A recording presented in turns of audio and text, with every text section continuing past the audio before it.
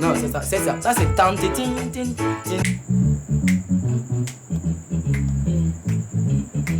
Voilà.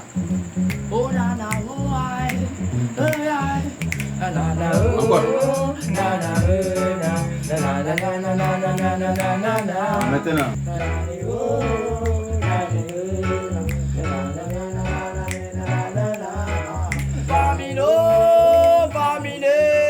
T'as massacré dans nos villages tous ces enfants.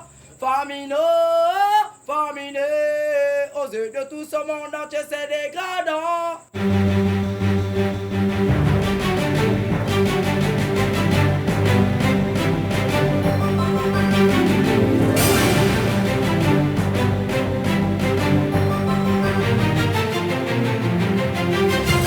Crise alimentaire dans notre pays, la situation va de mal en pis. Visite dans un centre de récupération nutritionnelle de Zender géré par Médecins sans frontières. Zender, deuxième ville du Niger, à quelques mètres du sultanat, ce centre de récupération nutritionnelle de MSF Suisse. Dans ce centre sont accueillis des enfants âgés de 0 à 5 ans, victimes de la grave crise alimentaire qui sévit cette année au Niger. Des enfants au corps décharné, au regard absent et qui luttent entre la vie et la mort sont prises en charge par cette ONG suisse. Les images de ces enfants innocents, fragiles, viennent nous rappeler que la situation est grave et qu'il faut réagir, vite réagir. Pour le moment, selon le représentant de MSF Suisse à Zender, aucune explication ne peut être fournie. On a quand même beaucoup d'enfants qui sont en situation extrêmement précaire. Ce qui ressort de l'enquête qu'on vient de faire sur la périphérie de Zender, il est extrêmement inquiétant. C'est sur les 6 derniers mois. Sur Zender, donc c'est 5000 enfants qui ont été traités. Mais si on prend sur Zender, Maradi et Tawa, c'est plus de 30 000 enfants depuis le début de l'année. Donc c'est vraiment des choses qui sont très très lourdes à mettre en place. Donc on a tous ces facteurs-là qui, mis bout à bout, nous amènent à une situation aujourd'hui d'extrême urgence. Aujourd'hui, dans la région de Zender, sur 10 000 enfants, 5 meurent chaque jour. Comparé à un pays en guerre ou dans des situations de très graves crises humanitaires, cela représente un taux de mortalité 2 à 4 fois supérieur. Et seuls les enfants de moins de 30 mois sont touchés.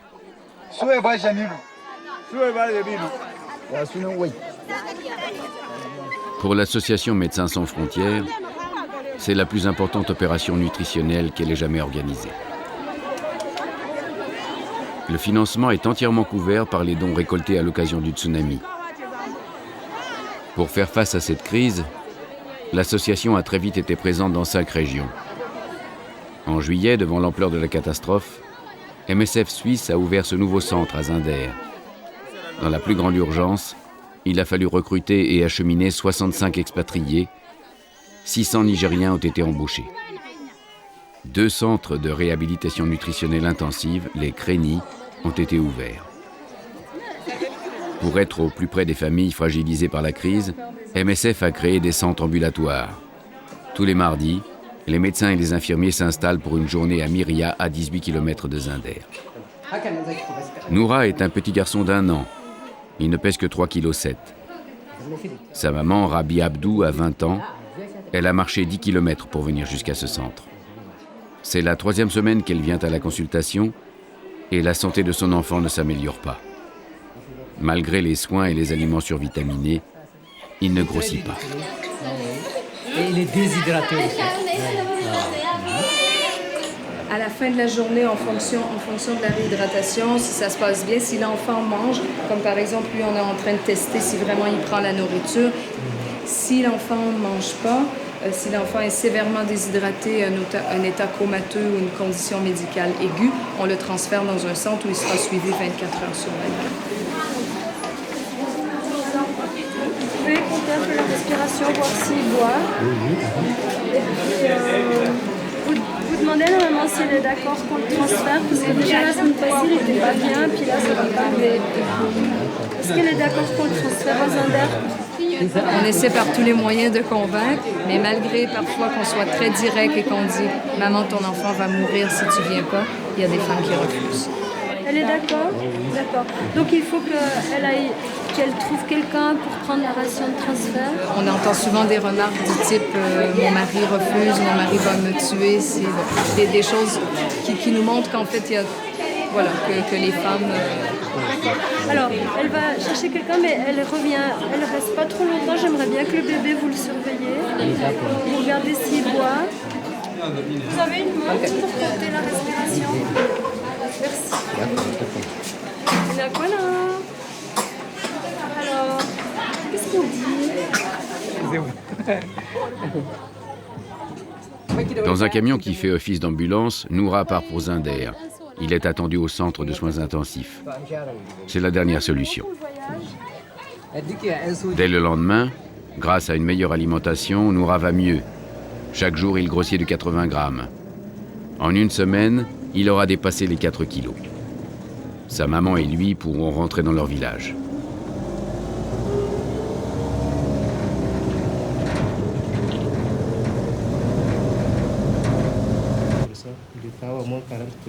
Chaque jeudi matin à 10h, réunion de crise au cabinet du Premier ministre. Tous les acteurs impliqués, officiels nigériens, institutions internationales, ONG, mettent en commun leurs informations pour répondre aux urgences du terrain. Depuis 1998, le Niger s'est doté d'un dispositif pour prévoir les crises alimentaires.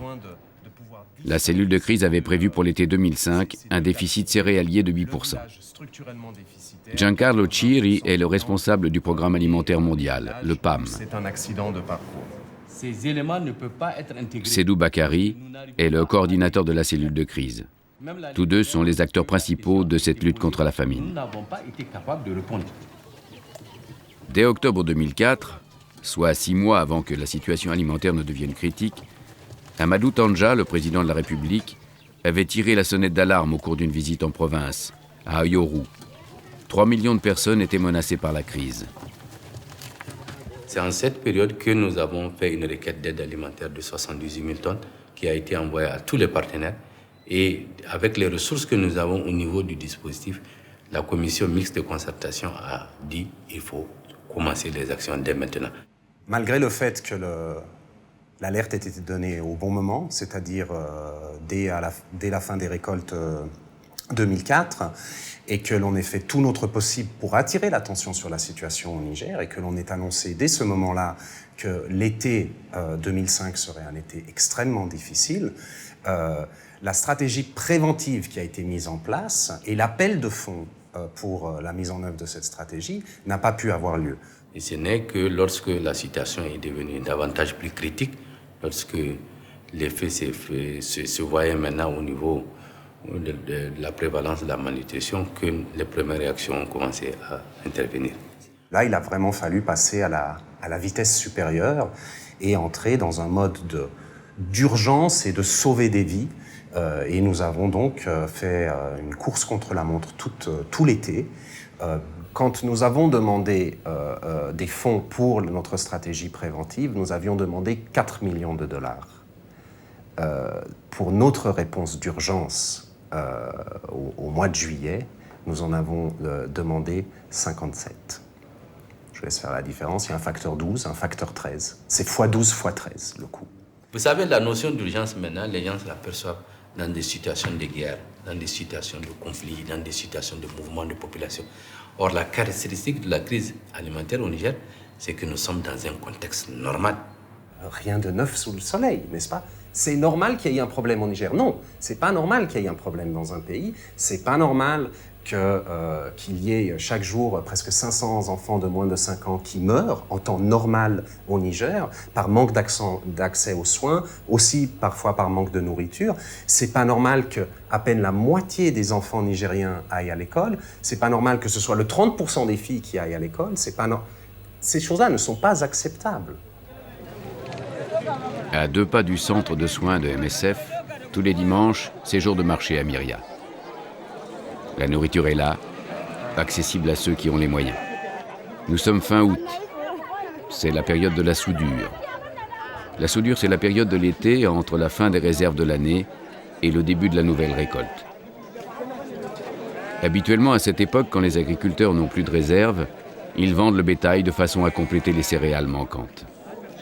Les petits ruminants, principalement les chèvres, sont l'épargne sur pattes des paysans. Celle-là, 10 000. 9 000 l'autre. Et cette chèvre, 6 000. C'est un bon prix? Ah non, c'est pas un bon prix parce qu'il n'y a pas d'argent. Il est obligé de vendre parce qu'il est obligé de manger. Il est obligé de vendre pour acheter de quoi manger.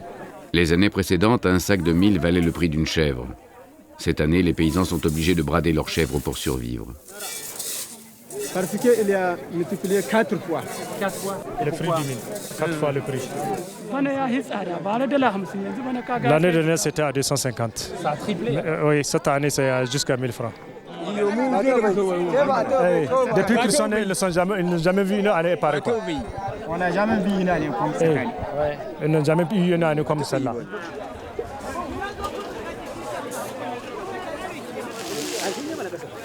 Dans les pays voisins aussi, les récoltes ont été médiocres et les approvisionnements difficiles. Le Nigeria, qui habituellement fournit des céréales, est devenu demandeur. Les commerçants ont préféré vendre au meilleur prix et ont donc choisi d'exporter leur production. Les organismes internationaux ont contraint le gouvernement du Niger à laisser faire le marché et lui interdisent d'intervenir. Allô? Amissou Adamou est commerçant. C'est un personnage important et riche, proche du pouvoir. Il possède 2 stations-service, une usine de conservation et de distribution de lait et fait du commerce de grains. Il y a un magasin de stockage. Il achète et vend de grosses quantités de céréales. Il en a vendu aux ONG pour alimenter les distributions à prix modéré ainsi que les distributions gratuites. Elles vendent du maïs, du riz, du blé, de la farine de blé, du mil, du céréales.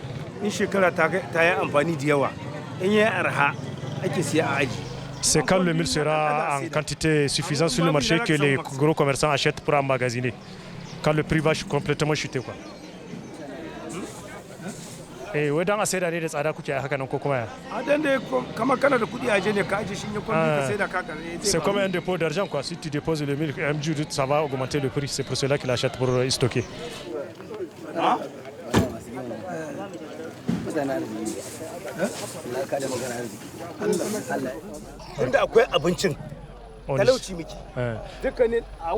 Le Niger, il dit que ce n'est pas la famine. Parce que ici, les gens sont pauvres. C'est la pauvreté qui fait ça. Tu n'as même pas l'argent pour acheter de quoi manger, quoi. Vous voyez? Oui, c'est ça ce qu'il explique, quoi. Il dit, il n'y a pas la famine. C'est la pauvreté qui fait que la cherté de produits vivriers. Si c'est la famine, tu as de l'argent, mais tu ne peux pas trouver même de quoi acheter. Et là, tu as de l'argent, tu viens au marché, tu achètes. Il dit que c'est la pauvreté qui fait ça. Oh, c'est ça qui fait même. Il dit que c'est la pauvreté même qui fait la paysanne. Être paysan, c'est être pauvre, quoi. Magaji est un village de 600 habitants, dont les 3 quarts sont des enfants. Les paysans y vivent du revenu de leurs parcelles de terrain. Parfois, ils louent leur force de travail et s'expatrient. La plupart d'entre eux, près de 90%, vivent dans l'extrême pauvreté. À notre arrivée, Ibrahim Manzo, le chef du village, nous prend en main. Il insiste pour nous conduire jusqu'au grenier.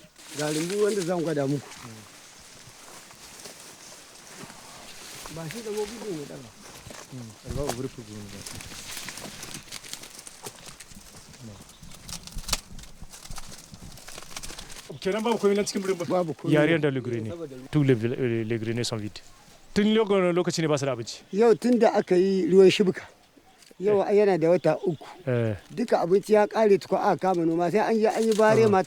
Depuis qu'il a plu à 3 mois de cela que les greniers sont vides. Tout le monde a depuis 3 mois, il n'y a rien à manger.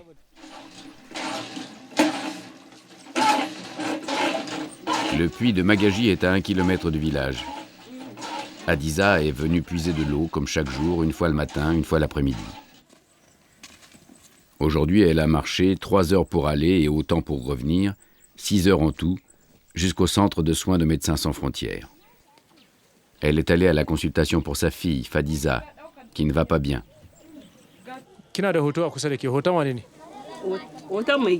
C'est la photo du mari. Elle est un charretier. Elle part chercher des bagages au marché, les transporter ailleurs pour avoir de l'argent. Elle a des enfants et que son mari n'a pas assez de moyens, donc comme elle a une fortune de côté, donc c'est pour cela qu'elle a utilisé ces bassines pour acheter de la nourriture.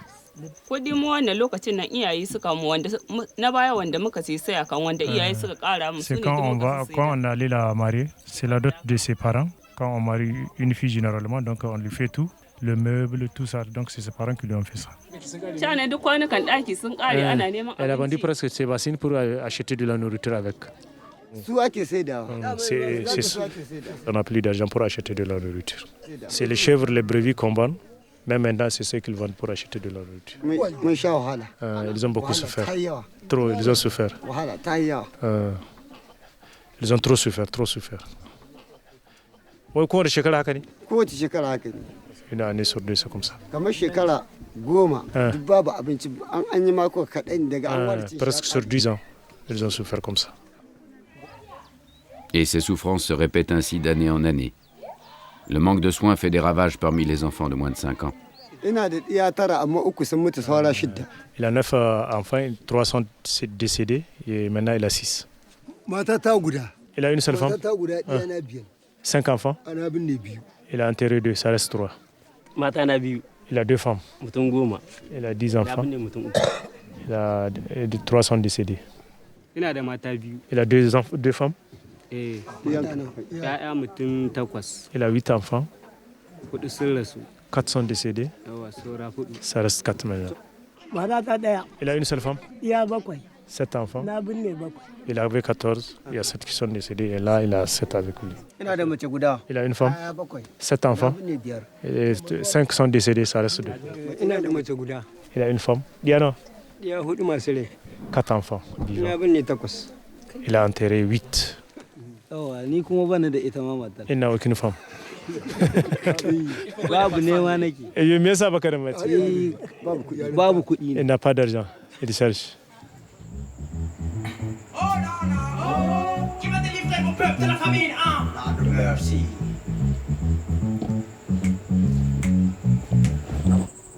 Ah bon? Oui, c'est ça. Tu voulais qu'on mette ça 4 fois? Oh, monsieur. C'est 2 mesures. 4 fois, ça va faire bizarre. Oui. Ok. C'est mieux comme ça, je pense. C'est mieux comme ça. Mieux. Bon, tu reprends, hein? 1, 2, 3. Quand on trouve du pétrole ou bien de l'uranium chez nous, vous êtes les premiers à venir ici chez nous. Mais maintenant que la famine s'est installée ici chez nous, vous avez mis du temps à venir. C'est honteux pour l'humanité. À ce siècle, nous avons de voir des enfants mourir de faim sous le regard du monde. Dans nos villages, on a des enfants dont la peau collée aux os. Je me demande comment ce drame a pu atteindre ce niveau-là de merci. Ouais. C'est bon, ça peut aller. Là, on est à la fin du refrain.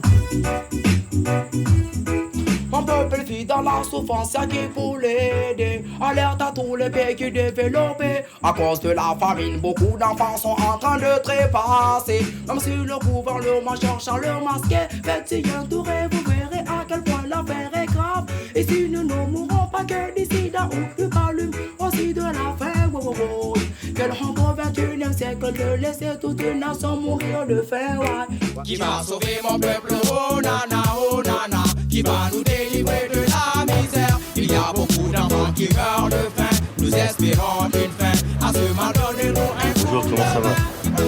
Qui va sauver mon peuple, oh nana, qui va nous délivrer de la misère. Il y a beaucoup. Monsieur Kemal Dervish, l'administrateur du PNUD, le programme de l'ONU pour le développement, vient présenter à Niamey le rapport sur le développement humain. Il est porteur auprès du Premier ministre d'une très mauvaise nouvelle.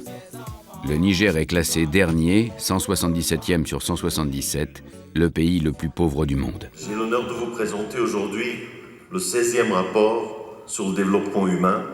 Nous le soutenons, mais ce sont des rapports qui qui ont une certaine autonomie par rapport à notre organisation et on ne dicte pas la façon dont la recherche est conduite, ni évidemment les résultats. Merci, Monsieur l'administrateur. Je vous prie de bien vouloir remettre une copie du rapport à Son Excellence, Monsieur le Premier ministre. Le rapport ne ménage pas les pays développés et souligne leurs responsabilités. Mesdames et messieurs, il est clairement admis qu'il n'y a pas de développement sans investissement massif, tout comme il ne peut y avoir d'investissement sans ressources extérieures pour financer d'importants investissements en infrastructures et dans les secteurs productifs créateurs d'emplois pour les jeunes. Force est de constater à cet égard qu'en la matière, les partenaires extérieurs n'ont pas véritablement rempli leur part du contrat. C'est dire que nous sommes tous, gouvernement comme bailleurs de fonds, placés devant nos responsabilités respectives face à l'histoire. Hama Amadou est le Premier ministre du Niger. Il revient de l'Assemblée générale des Nations unies à New York. Là-bas comme ici, au Palais des Congrès, il a rappelé aux pays riches leurs promesses et leurs engagements en faveur des pays les plus pauvres.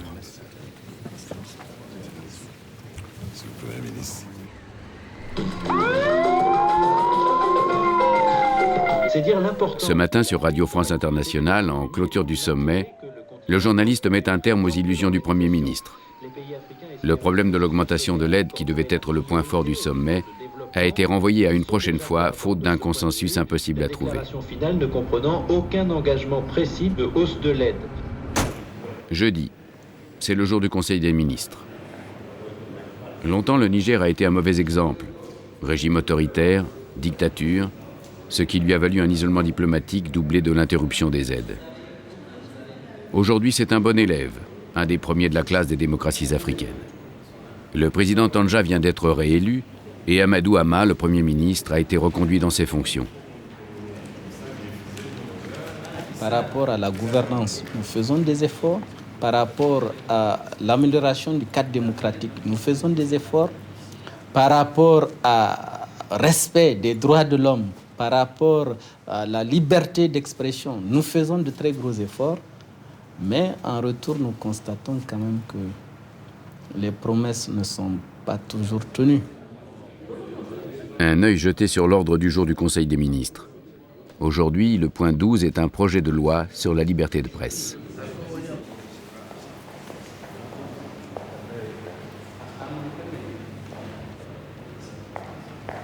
Son Excellence, Monsieur le Président de la République. Toutes les décisions prises par le gouvernement reposent sur l'application des injonctions dictées par le FMI et la Banque mondiale. C'est l'ajustement structurel qui oblige le pays à des économies et à réduire le train de vie de l'État.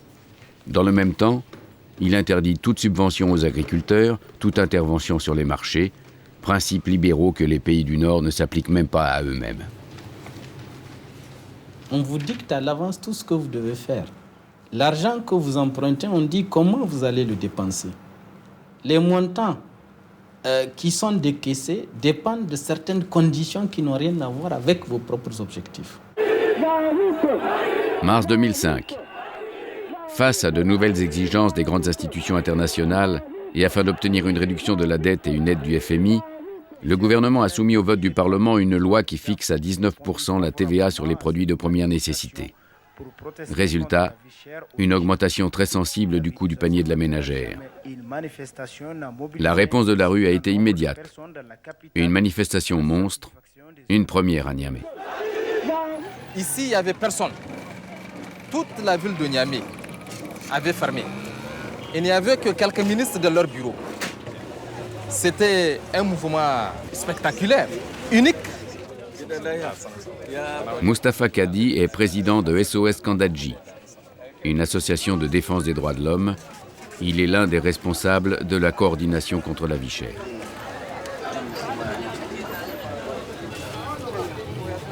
Nous avons fait reculer le gouvernement et à travers le gouvernement, le FMI et la Banque mondiale étaient obligés d'accepter ce que nous avons choisi. Parce que c'est le choix du peuple. Ce soir, réunion au local de l'association Réseau national d'aide et développement. Au programme, L'organisation d'une caravane qui parcourra le pays pour sensibiliser les Nigériens au problème du remboursement de la dette. Ce réseau regroupe 37 organisations. À sa tête, Ibrahim Yakouba, employé des douanes. Je crois qu'au sein du FMI et de la Banque mondiale, déjà les voix s'élèvent pour dire qu'on a échoué, puisqu'on voit qu'aujourd'hui, les politiques d'ajustement structurel dans lesquelles nous sommes depuis 22 ans n'ont produit que la pauvreté. Or, à mon avis, c'est dit au départ que ça doit permettre de faire une meilleure croissance et puis d'améliorer le niveau de vie des populations. Il n'y a pas de raison à ce que des organisations comme des partenaires puissent intimer le gouvernement à faire un choix qui n'est pas le choix de son peuple. C'est ça qui est vital. Sinon, on va se retrouver dans une situation, dans un État ou dans un pays où tout est privatisé, tout est marchandisé.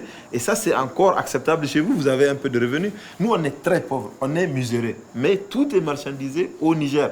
D'ailleurs, à un certain moment, ils voulaient vraiment privatiser l'hôpital national de Niamey. Même, je crois, dans le pays de Blair, il y a quand même un peu de services publics dans la santé. Au Niger, ils étaient prêts à privatiser vraiment à 100% les services publics de santé. Ils veulent emprunter auprès du FMI, ils veulent emprunter auprès de la Banque mondiale. Et pour le gouvernement, il n'y a pas d'autre choix. Ils sont convaincus que le soutien FMI à la Banque mondiale est évident et indispensable pour qu'ils restent au pouvoir. Ça, c'est une mentalité de tous les États du tiers-monde. Ils sont convaincus de la toute-puissance des FMI à la Banque mondiale. Il est clair que la responsabilité d'ajustement structurel est grande, c'est-à-dire que sous couvert de réformer l'État, il a tué l'État, alors qu'on avait besoin d'un État plus efficace, ça c'était clair. Le remède a tué le malade, d'une certaine façon.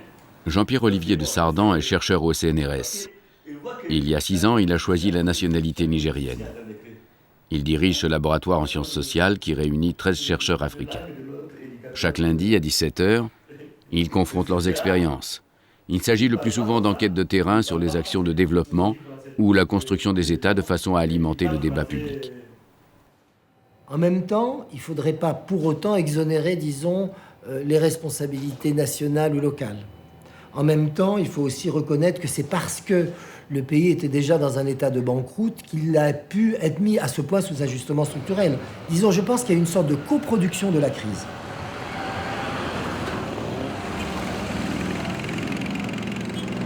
Au Niger, les grandes institutions internationales sont omniprésentes. 600 ONG nigériennes et étrangères ont investi tous les secteurs d'activité. Le budget de l'État est couvert pour plus d'un tiers par l'aide au développement. C'est la ressource principale du pays. Il est clair qu'actuellement, le Niger est un pays rentier, non pas rente uranifère ou pétrolière, mais une rente spéciale, particulière, qui est la rente de l'aide au développement. Alors, comme toute économie rentière, ça a des avantages, ça fait rentrer des ressources, mais ça a énormément d'effets pervers. Quand actuellement, vous avez, disons, des projets de développement, qui sont une des formes principales de cette aide, qui construisent une sorte d'univers à peu près extraterritorial, ou une bulle, avec un îlot de fonctionnalités, avec des 4x4, des climatiseurs partout, des bureaux qui marchent, des secrétaires compétents, des ordinateurs, etc. Et qui en fait assument des fonctions qui devraient être celles de l'État. Puisqu'ils remplacent des fonctions qui normalement devraient être à l'État. Qu'est-ce qui se passe? Vous avez par exemple fuite des cerveaux. Fuite interne des cerveaux, c'est pas la fuite externe vers les États-Unis, c'est la fuite interne vers les projets. Les meilleurs fonctionnaires vont être recrutés par les projets. Dans des pays africains où la pauvreté est extrême, et le niveau des revenus est très bas, les fonctionnaires sont très mal payés, chacun le sait.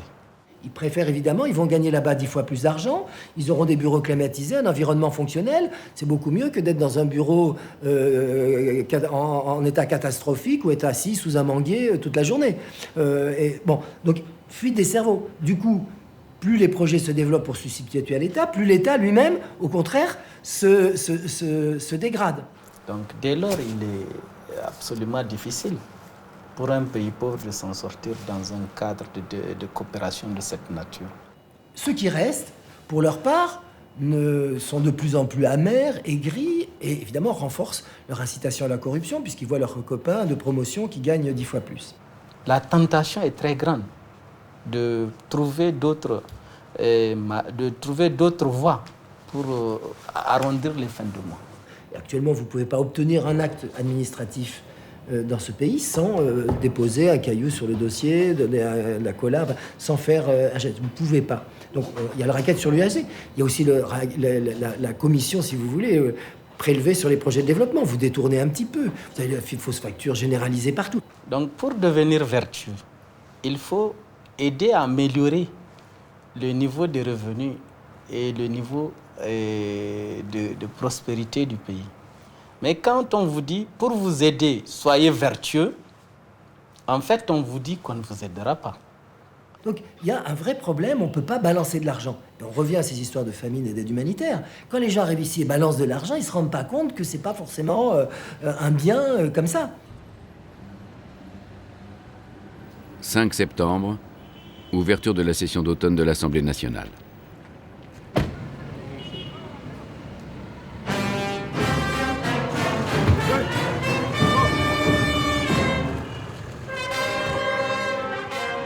Mahaman Ousmane, chef de file de la Convention démocratique et sociale, ancien président de la République, s'est maintenu à la tête de l'Assemblée grâce à une alliance surprise du dernier moment avec le parti au pouvoir.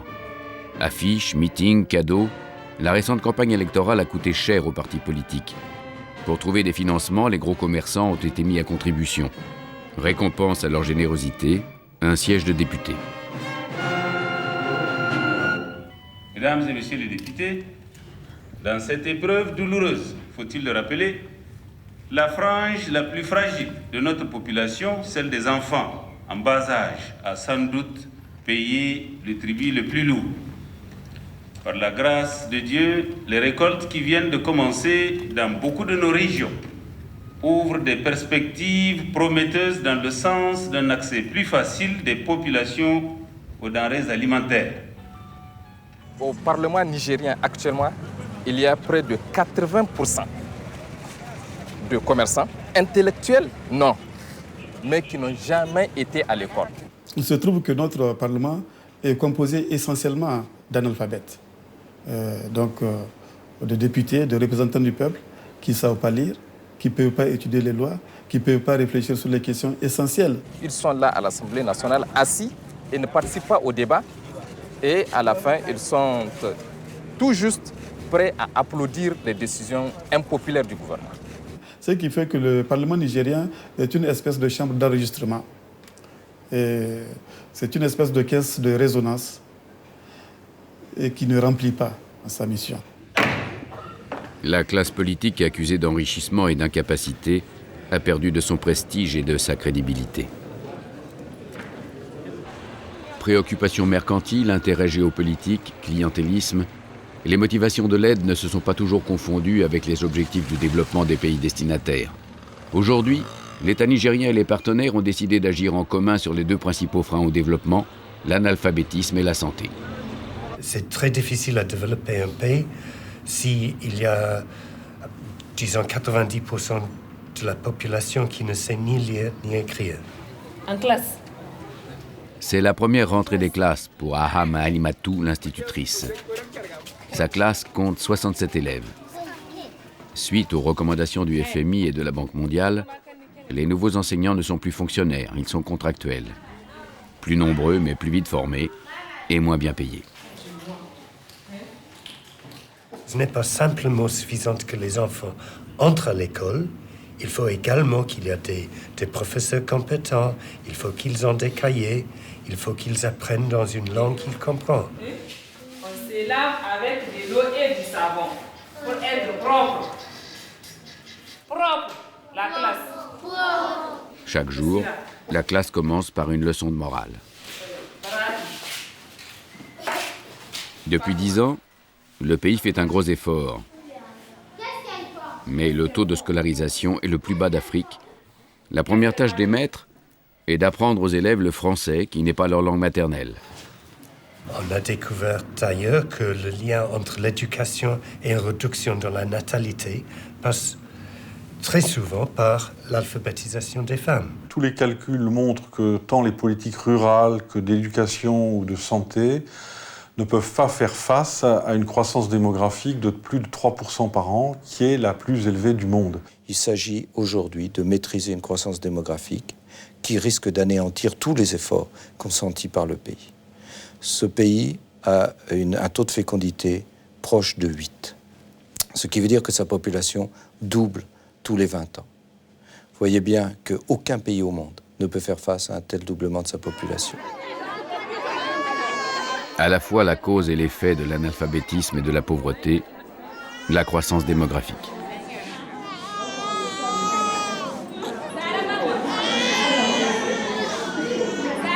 Le Niger est le pays qui a le plus fort taux de natalité au monde. En 2050, sa population aura quadruplé et dépassera les 50 millions. Un centre de santé nigérien. L'accès aux soins est très réduit et le coût de la contraception, 1,5 € par mois, est encore trop élevé pour la plupart des familles. Alors quand en plus la tradition et la religion s'en mêlent, les comportements ont du mal à changer.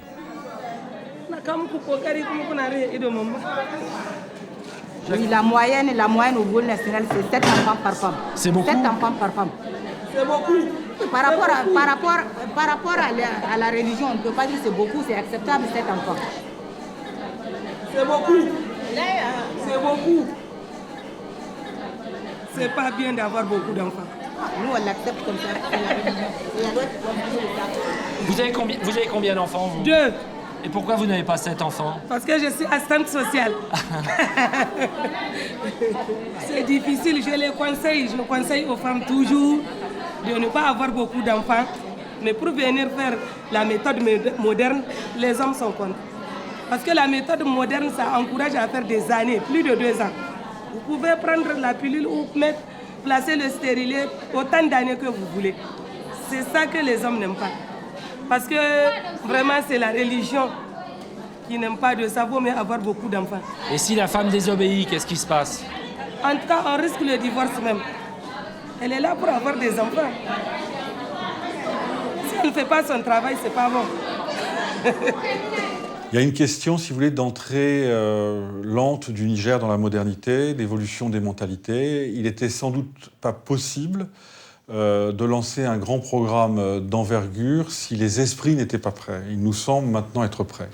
On dira bonsoir à tous ceux qui nous suivent en ce moment à Zinder, Maradi, Dosso. C'est un réel plaisir de vous avoir dans le canal 19, 20h30. Allez, chers auditeurs, bienvenue en tout cas pour découvrir un single de taille, Métaphore Crew avec Cri de détresse. Parlons bien sûr de cette famine qui défraîne la chronique au Niger et j'espère que cela ne continuera plus. C'est reparti avec Cri de détresse, Métaphore Crew. Oh là là, oh, qui va délivrer mon peuple de la famine, hein? Famine, oh, famine, Ce jour-là, au Palais des Congrès de Niamey, se tient la revue conjointe sur l'éducation qui réunit face à face les bailleurs et les Nigériens. Les donateurs ont envoyé de leur siège de Washington, de Paris, du Canada, des spécialistes super vérificateurs et des experts. Sans condamner les méthodes passées, force est de constater que l'aide en Afrique et au Niger en particulier a été un échec.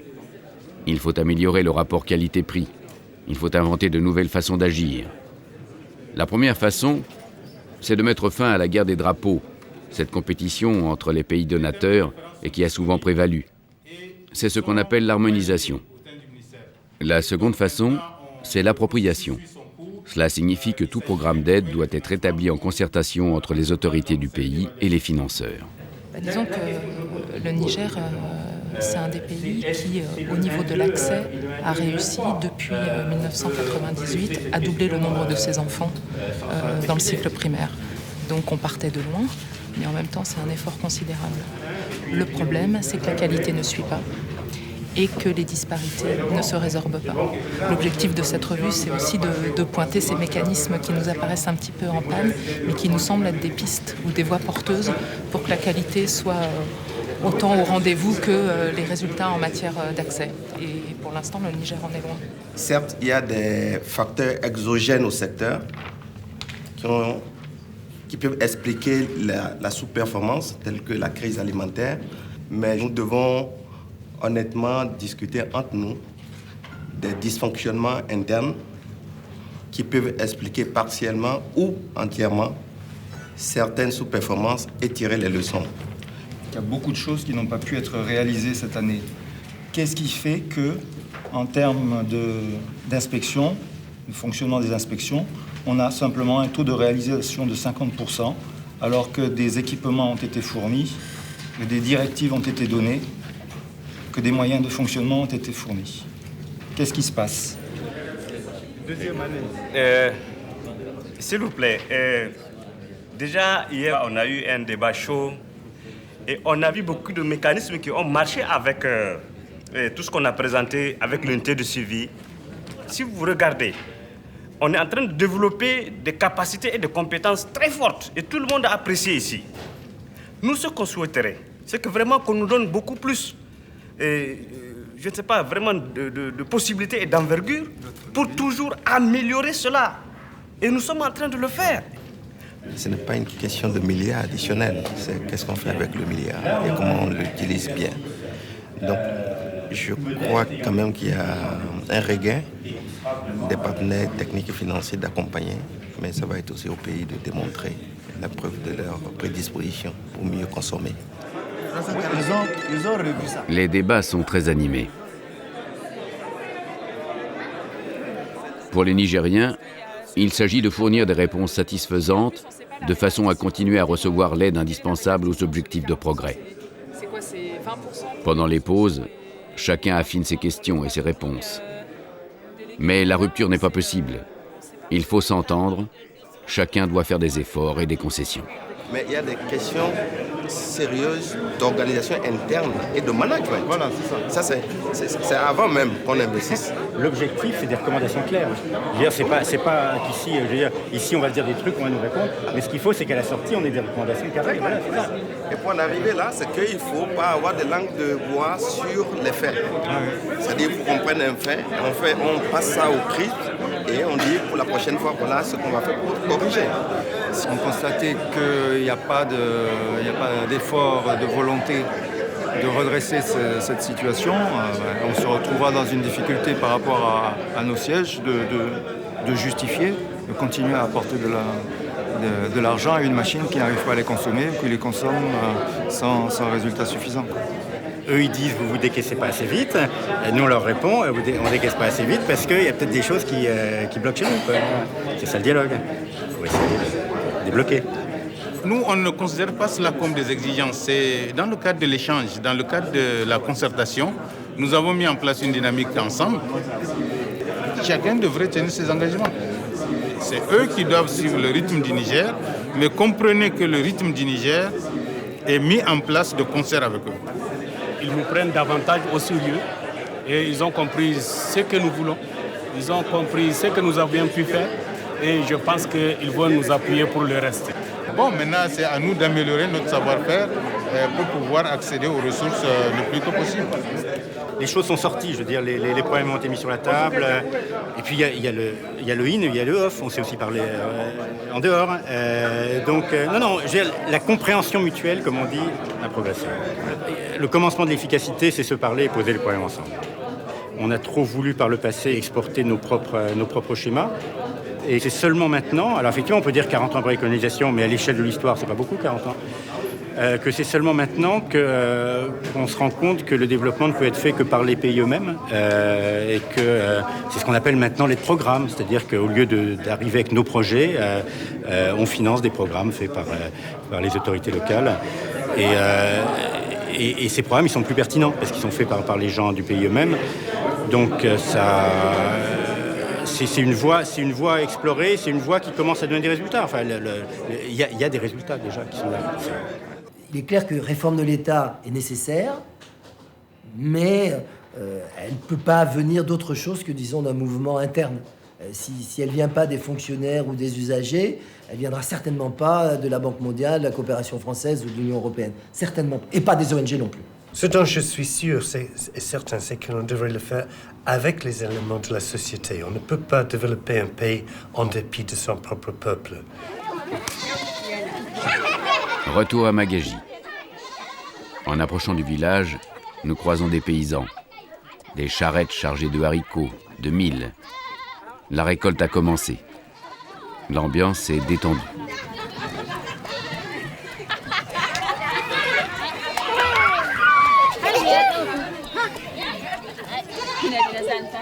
Nous retrouvons le chef du village, Ibrahim Manzo. Jeunes frères, enfants, neveux, cousins, ils appartiennent tous à la même famille. C'est la grande famille. Et les bras des hommes, petits ou grands, sont la force de travail du groupe. C'est l'assurance vieillesse des plus âgés. La récolte sera bonne et les greniers de chacun seront pleins. Mais cela ne suffit pas pour qu'Ibrahim soit serein. Ils ont eu de la récolte, une très bonne récolte. Mais ça, à quoi aboutit ce qu'ils ils ont commencé à récolter, mais ils n'ont pas commencé à mettre dans les greniers. Ils se sont endettés. Ils ont vendu presque tous les animaux, même les petits ruminants.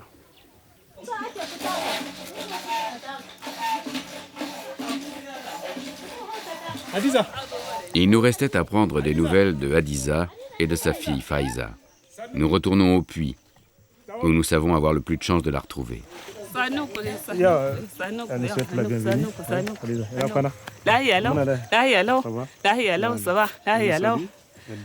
vous allez et le voyage? C'est Faiza. Elle va bien, donc elle l'a relâchée. Elle a reçu, donc c'est fini, elle est en bon état, donc son enfant va bien. Donc on les a relâchés ce mardi passé. C'est fini. Un responsable de l'aide au développement nous a confié « Nous n'aurions pas dû laisser autant d'enfants mourir de faim.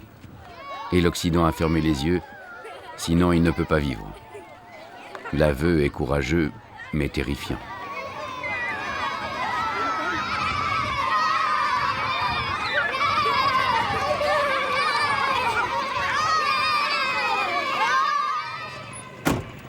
Retour à Zinder, où nous retrouvons le centre de soins de MSF en plein chantier. Au village de toile que nous avons connu s'ajoutent d'autres constructions plus solides, plus permanentes. Tout le monde annonce que la crise est finie, donc je voudrais le croire, je l'espère. Mais moi, aujourd'hui, là, maintenant, je ne peux pas vous dire que ça va bien, parce que c'est pas vrai, ça va pas bien. Alors on était venu pour 3 mois avec l'idée que c'était une crise ponctuelle, qu'on allait y répondre et que le problème serait résolu. L'analyse qu'on a aujourd'hui, c'est que le problème ne va pas se résoudre en 3 mois. Nous, on est là au moins pour 1 an parce qu'on se dit que ce qui s'est passé cette année, ça pourrait bien se repasser l'année prochaine. De plus en plus de personnes qui réfléchissent sur l'aide au développement ont le courage de dire qu'on s'inscrit dorénavant dans une problématique de solidarité. Il va falloir une aide, un appui pendant pas des années, mais des décennies. Ça mettra peut-être 20 ans, 50 ans, un siècle, je ne sais pas. En tout cas, ça peut se faire que dans la durée. Là aussi, autre contraste avec le monde de la coopération et le monde des ONG qui, eux, veulent des résultats dans 1 an, 2 ans, 3 ans, bam, bam, bam, bam, bam. Écoutez, cow-boy, je veux tout de suite attraper mes machins au lasso. C'est pas vrai. Rien ici ne peut se faire en dehors de durée. Rien, évidemment. Les espoirs de l'indépendance n'existent plus. Parce que nous sommes confrontés à une réalité qui ne permet plus de rêver. La mondialisation et la globalisation mettent un terme au rêve des indépendances. Aujourd'hui, il faut survivre. Alors on continue la fête ce soir. C'est la positivité ce soir. C'est la culture de la solidarité entre tous les jeunes. Métaphore